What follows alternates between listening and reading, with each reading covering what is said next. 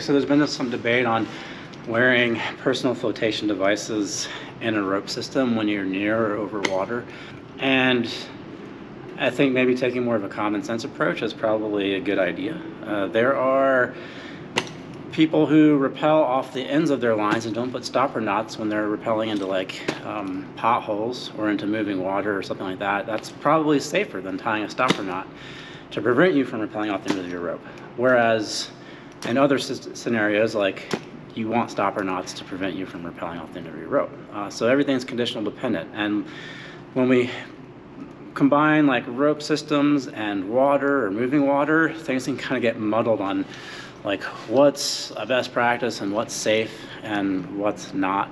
So in this kind of scenario, you just have to use your imagination. We're going to be lowering people, whether they're a rescuer or like a victim, subject, patient, whatever, off of something. And this is more in the realm of like maybe disaster zones, like a FEMA, USAR kind of thing, where we may have to like lower people into really boats that are floating and that are trying to receive a package. So we did a couple iterations of this and determined that like, well, yeah, I mean, when you're in a boat, you should probably have a PFD, but I would argue that if you're on a rope system over water, PFD is actually cumbersome and gets in the way of connections, especially if you're a rescuer. And I'd say that it's not really a good idea to wear a PFD while you're on the rope system. You're already on the rope system. Now, the question is, okay, yeah, we're going to transition to the water environment. So yeah, we do want to put a PFD on, but we don't have to have it on like if we're on the rope, unless we're actually going off the end of the rope directly into the water. But in this case, we're going off the rope system into a boat. This is a problem connection-wise to have this already on because it's over my harness. So I'm gonna ditch the PFD. The people on the boat are gonna have a PFD for me, and I put it on or they're gonna help me put it on depending on who I am. If I'm a rescuer, I know the drill, I'll just put the PFD on when I get in the boat. But we have to transition into the boat somehow. And so what we have here, and there are a bunch of ways to connect, like a standard 2-rope system, right? Main and belay or 2-tension rope system into a yoke, a double long tail bow line. This is pretty standard, universal. It does a lot for simplicity, and I'm just gonna use it here. You don't have to rig this way. And we typically would have some redundancy with a primary and a backup connection. Primary going to your harness's ventral point down here, and then your backup.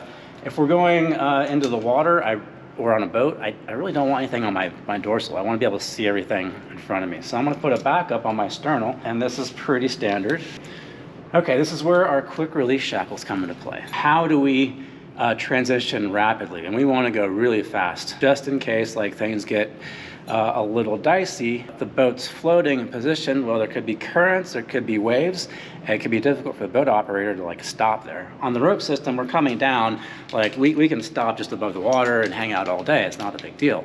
But the second we kind of get into that threshold where we cross in and we get into the boat, that's when we don't want to be on the rope system at all, and we want to instantaneously disconnect if we can. And we've done a couple iterations of this.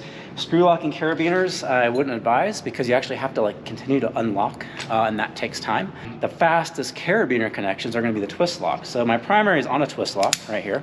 The best way to kind of do this is when you get lowered down, like when your feet hit the bottom of the boat, just keep going until your butt is in the boat, because when you try to like stand on a boat that's like moving, you have no balance. So it's better just to like continue and just get your butt down. The problem here is the disconnect process, because you're still going to be weighted when your butt's in the boat, still going to be tension in the line. And even if it on a twist lock, you can, if you zoom in here, I can undo it, but because of the carabiner, can you zoom in the shape? It's a hook basically on your harness. So I have to actually like go back up and unweight. And so a good technique is to just, once I'm in on my butt, roll over, take a knee, use a knee, and then stand up real quick just to disconnect. That's assuming that the conditions are ideal for that. That was my primary. My backup is always going to be on the long tail, of the double long tail bow line. My backup is just a quick release shackle, so I just pull that and it comes off. And this stays with the rope system. It's pretty easy to do. We extend a sling up to our yoke. This is where the quick release shackle is on the yoke. And there was some conversation about having the quick release shackle down here. And there was some concern that maybe it would get snagged, or if it inadvertently released, that would be bad. So maybe just putting like a Prusik jumper to the yoke so it's out of the way. There's less likelihood for this to get snagged on anything, and I have a visual. I can always see that. Whereas maybe whatever's happening here, I might not be able to see depending on what's going on. So if conditions are good, I can roll over, unweight, and then take that off quickly. If I can't do that, and I'm still weighted, and the boat operator's got to go, or there's a problem, and we're getting sloshed around, I can just rapidly release on my quick release here. So, but there's a caveat to this. So if I weight this and quick release that, the Prusik right there, it still binds. So you need something here that's not going to allow that to happen. And so maybe we tried a screw link, and to see if that would work any better. However, if you do it with a screw link, the screw link, when you weight, it's not big enough. It doesn't have a gradual arc here, and it still can get bound up, which is what we don't want. So what we elected to do instead is to use a ring, because the ring has a gradual opening and it doesn't want to get snagged on this little shape, this little piece where the pin is on the quick release shackle. So now, as we're getting lowered and we're in the boat and they say we got to go and I'm having trouble making my disconnects, I just pull that and everything goes and I'm off. And I keep this with me, or the victim, the subject, the rescuer keeps this with them. And the reason we have double on tub-ons with 2 shackles and then 2 backups is this is just for if we're doing anything, if the rescuer has to be with a patient or with a subject, guiding them down, they can do that. So it's either a solo lower for the rescuer, a solo lower for like a subject, or if the subject needs to be cared for on the way down, the rescuer can, it's basically 2 people on the line. Synopsis and overview. In the second you get in the boat, you disconnect from the lines, you put your PFD on, and you're out of there.